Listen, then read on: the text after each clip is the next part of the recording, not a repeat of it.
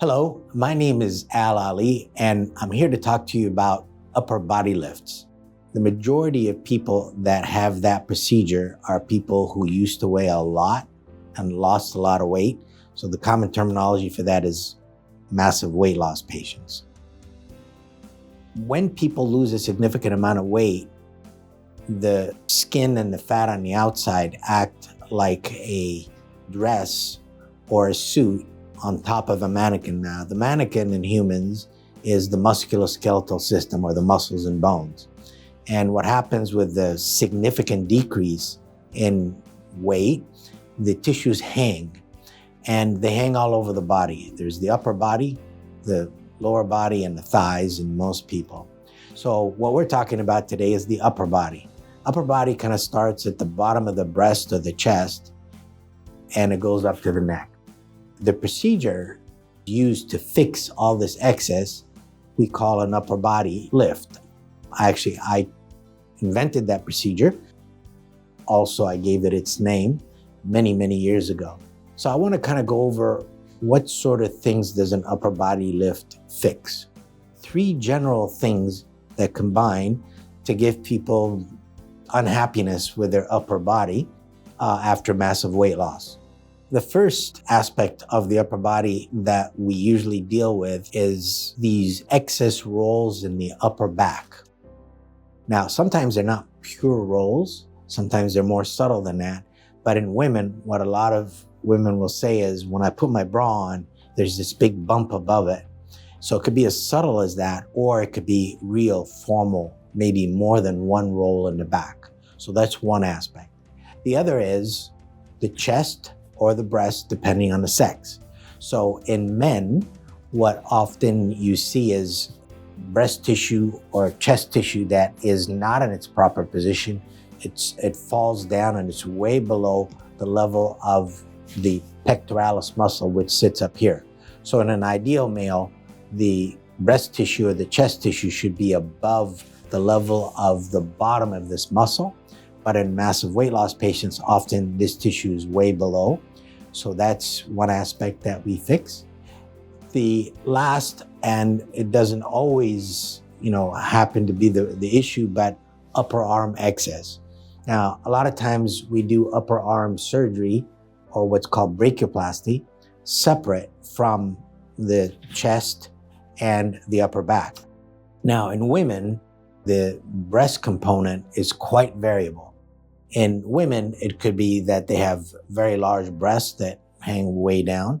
It could be that if they're very small breasted in the first place, just no projection at all. And in many women, medical term from that is ptosis or droopiness. Their breast tissue is fallen and it needs to be lifted up into a higher position.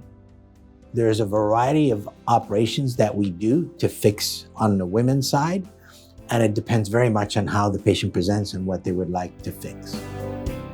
Now we've talked about the upper back, the arms, as well as the breast or chest.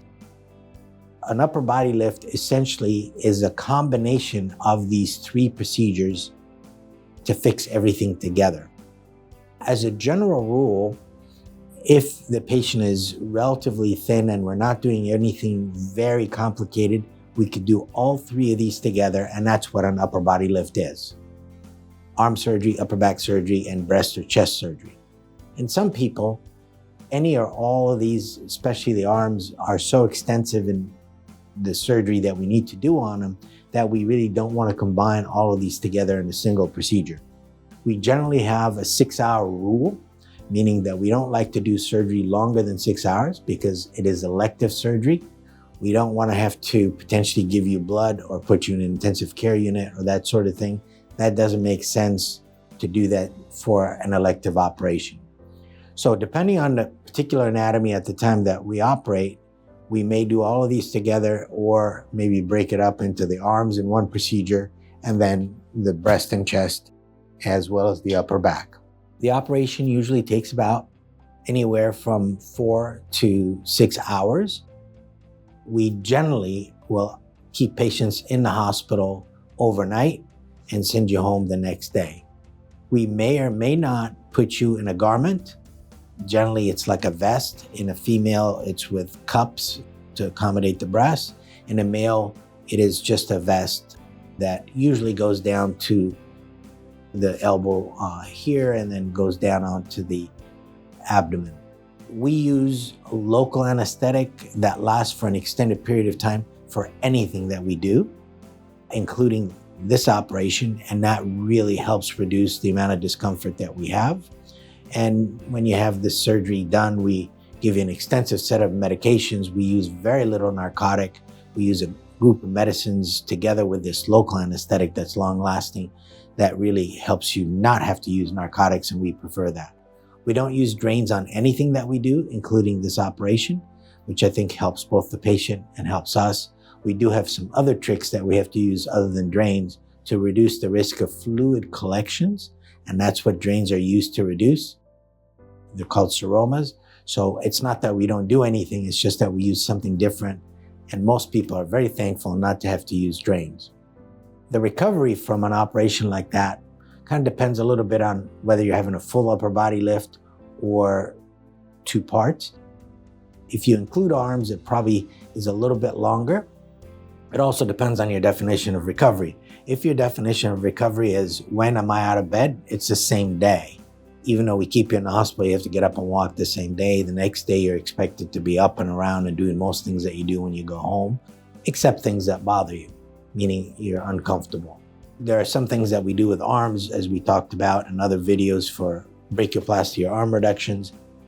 If you're just having the chest and the upper back done, you're able to do most things fairly quickly. Can't really do things that are up here, but certainly you can do things from here on down till I give you permission to do that. Scarring, as in any surgery that we do, takes a year to mature.